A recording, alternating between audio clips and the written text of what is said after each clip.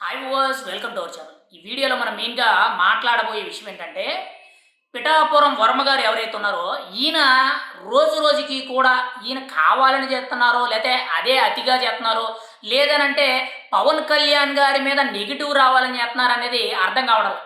కానీ ఏది ఏమైనా సరే ఈయన చేసే పని దుర్మార్గపు పని అనే విధంగా ఆయన ఆలోచనలన్నీ కూడా ఆయన వక్ర బుద్ధి కనిపించే విధంగా ఉంది అనే విధంగా తెలుస్తుంది. ఎందుకనంటే ఆయన పిఠాపురానికి మాజీ ఎమ్మెల్యే ఒప్పుకుందాం. అయితే తాజాగా ఆయన నిన్న కాక మొన్న 2 రోజులవుతుంది. ఆయన పిఠాపురంలో ఇసుక దందా అనేది ఎక్కువైపోతుంది. ఇసుక తవ్వుకొని తీసుకొని వెళ్ళిపోయి దొంగతనంగా కొన్ని వందల టన్నుల ఇసుకని తీసుకెళ్ళిపోయి అది మామూలుగా గోదావరి ఇసుక ఏదైతే ఉంటుందో, ఇల్లు కట్టుకునే ఇసుక ఏదైతే ఉంటుందో అందులో కలిపేసి దాన్ని బయటకి ఎక్స్‌పోర్ట్ చేసేసి ప్రజల్ని మోసం చేస్తున్నారని చెప్పి ఆయన డైరెక్ట్‌గా ఆ ఇసుక ర్యాంపులు ఏవైతే ఉంటాయో అక్కడ ప్రొక్లైన్‌తో తవ్విన ఆ ఇసుక ర్యాంపులు ఏవైతే ఉంటాయో అక్కడికి వెళ్ళి మీడియా ముఖంగా మాట్లాడడం జరుగుతుంది. గతంలో ఎప్పుడూ కూడా పిఠాపురం వర్మ అంటే ఎవరికీ తెలీదు. కానీ ఈ మధ్యన పవన్ కళ్యాణ్ గారు అధికారంలోకి వచ్చిన తర్వాత గత 3, 4 నెలల నుంచి కూడా వర్మ గారి చేష్టలనేవి చాలా వికృతంగా ఉన్నాయి. గతంలో చూసుకుంటే జగ్గయ్య చెరువు కాలనీకి వెళ్ళి అక్కడ డ్రైనేజీలు నిండిపోయాయి. డ్రైనేజీలంతా కూడా చెత్త పట్టేశాయి. ఇవి క్లీన్ చేయడం లేదు. ఎమ్మెల్యే గారు ఏం చేస్తున్నారు అనేటట్టు ఇండైరెక్ట్‌గా ప్రశ్నించడం జరిగింది. అంటే పిఠాపురం ఎమ్మెల్యే గారి పనితీరు బాగోలేదు అనే విధంగా ప్రశ్నించే విధంగా పవన్ కళ్యాణ్ మీద వ్యతిరేకత వచ్చే విధంగా ఈయన ప్లాన్ చేయడం జరుగుతుంది. ఇప్పుడు తాజాగా చూసుకుంటే ఇసుక ర్యాంపుల కాడికి వెళ్ళి ఈయన ఆ వీడియో చేయడం జరిగింది. యాక్చువల్లీ ఈయన చేసిన దాంట్లో తప్పు అనలేం. కానీ ఇక్కడ తప్పు అని ఎందుకు సంబోధిస్తున్నామంటే ఈయన కూడా అధికారంలో ఉన్న టీడీపీ నేతే కదా! ఈయన ఏం చేయాలి? ఇక్కడ అలా జరుగుతుంటే ఆయన దాన్ని ఒక కంట కనిపెట్టి పవన్ కళ్యాణ్ గారి దృష్టికి, చంద్రబాబు నాయుడు గారి దృష్టికి తీసుకువెళ్ళాలి. అంతే తప్పితే ఈయన మీడియా ముందు పబ్లిసిటీ కోసం ఈయన మీడియా ముందుకొచ్చేసి ఇక్కడ ఏం జరుగుతుంది? పిఠాపురం నియోజకవర్గంలో ఇంతంత దారుణంగా ఇసుక దందా జరుగుతుంది. అసలు అధికారులు ఉన్నారా లేరా? పోలీసులు పట్టించుకోవడం లేదు. ఎమ్మెల్యేలు ఏం చేస్తున్నారు? అధికారంలో ఉన్న వాళ్ళందరూ ఏం చేస్తున్నారు అనేటట్టు ఏదేదో మాట్లాడుతున్నారు. మరి గత 5 ఏళ్ళు కూడా వైఎస్ఆర్‌సీపీ ప్రభుత్వ హయాంలో ఎంత దారుణంగా పిఠాపురం నియోజకవర్గంలో ఇసుక దందా అనేది జరిగిందనేది అందరికీ తెలుసు. ఎందుకనంటే నేను ప్రత్యక్షంగా ఎన్నికల సందర్భంలో పిఠాపురంలో గ్రౌండ్ లెవెల్‌లో పబ్లిక్ దగ్గరికి వెళ్లి మాట్లాడినప్పుడు చాలామంది చెప్పింది ఏంటంటే, ఒక చెరువులో దాదాపుగా 40 అడుగుల లోతు వరకు కూడా క్రొక్లైన్‌లతో మట్టి తవ్వేసి ఆ మట్టి అనేది వైఎస్ఆర్‌సీపీ నేతలు అమ్మేసుకున్నారు. కనీసం దాన్ని అడగడానికి కూడా ఎవ్వరూ రాలేదు. కనీసం స్థానికంగా ఉన్న నేతలు కానీ, నాయకులు కానీ ఎవ్వరూ మాట్లాడలేదు. అంత లోతు తవ్వేయడం వల్ల అక్కడ కొంతమంది పడిపోయి చనిపోయారు. కొన్ని పశువులు కూడా చనిపోయాయని చెప్పి చాలామంది కూడా చెప్తుంటే నేను స్వయంగా విన్నా. మరి గత 5 ఏళ్ళు కూడా అంత దారుణంగా ఇసుక తవ్వినప్పుడు, అంత దారుణంగా మట్టి తవ్వినప్పుడు మాజీ ఎమ్మెల్యే అయిన పిఠాపురం వర్మ గారు ఎక్కడికి వెళ్ళిపోయారు? గత 5 ఏళ్ళు కూడా మీడియా ముందుకు వచ్చి ఎందుకు మాట్లాడలేదు? ఇక్కడ కావాలనే పవన్ కళ్యాణ్‌ని ఆ నియోజకవర్గంలో ప్రజల్లో వ్యతిరేకత తీసుకురావడానికి ఆయన పబ్లిసిటీగా మీడియా స్టంట్లు వేస్తున్నట్టు చాలా కీలకంగా తెలుస్తుంది. ఇదంతా చేయడానికి కారణం ఏంటంటే ముఖ్యంగా చూసుకుంటే ఆయనకి ఏ పదవి దక్కలేదు కాబట్టి. ఆయనకి పదవి ఇవ్వాల్సింది పవన్ కళ్యాణ్ గారు అడ్డుకున్నారు. పవన్ కళ్యాణ్ వల్లే పదవి రాలేదు అనేటట్టు ఈ ఒక రకంగా చెప్పాలంటే కుళ్ళు బుద్ధి అనుకోవచ్చు. చాలా ఓపెన్‌గా చెప్తున్నాను. ఎందుకనంటే గతంలో చూసిన వర్మ గారికి, ఇప్పుడు చూసిన వర్మ గారికి చాలా తేడా వస్తుంది. ఎన్నికల సందర్భంలో వర్మ అనే వ్యక్తి పవన్ కళ్యాణ్ గారికి మద్దతు తెలిపారు.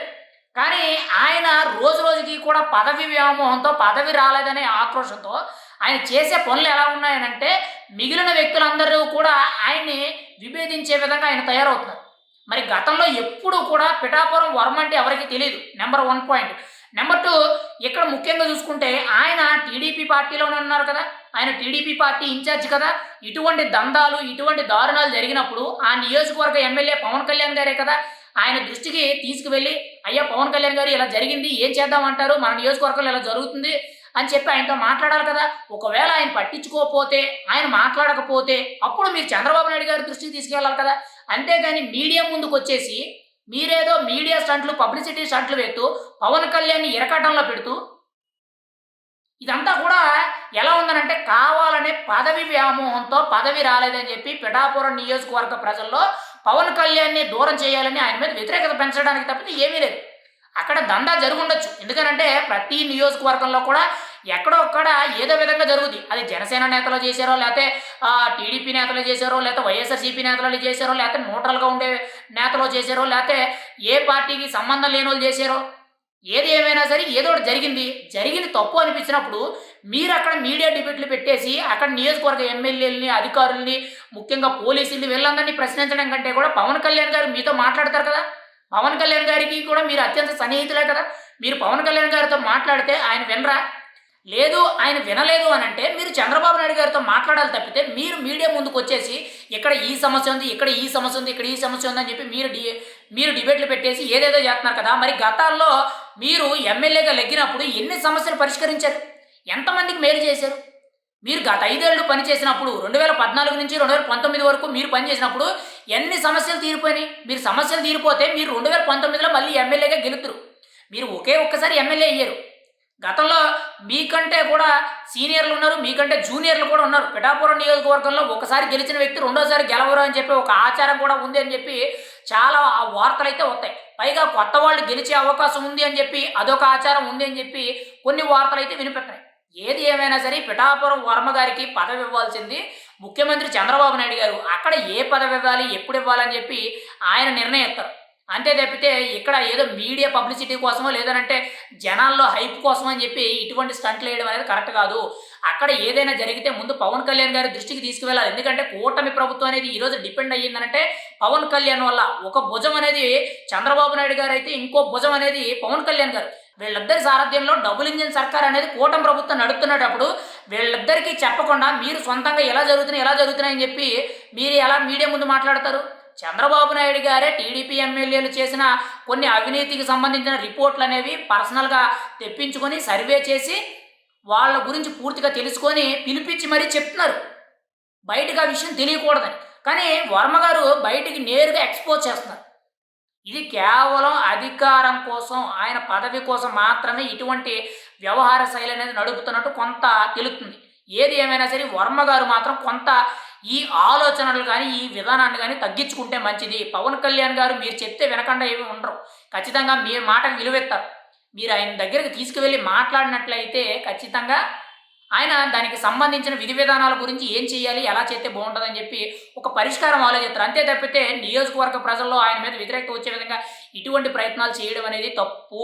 ఖచ్చితంగా వర్మ గారికి పదవి ఇవ్వాల్సింది చంద్రబాబు నాయుడు గారు. మీరు తేల్చుకోండి తప్పితే జనసేన పార్టీ మీదే కానీ, పవన్ కళ్యాణ్ గారి మీద కానీ ఇటువంటి వ్యతిరేకత వచ్చే విధంగా మాట్లాడడం అనేది, ఇటువంటి పబ్లిసిటీ స్టంట్స్ చేయడం అనేది చాలా కరెక్ట్ కాదు. ఇది మాత్రం వర్మ గారి వ్యవహార శైలి మార్చుకుంటే మంచిది అనేటట్టు చాలా కీలకంగా తెలుస్తుంది.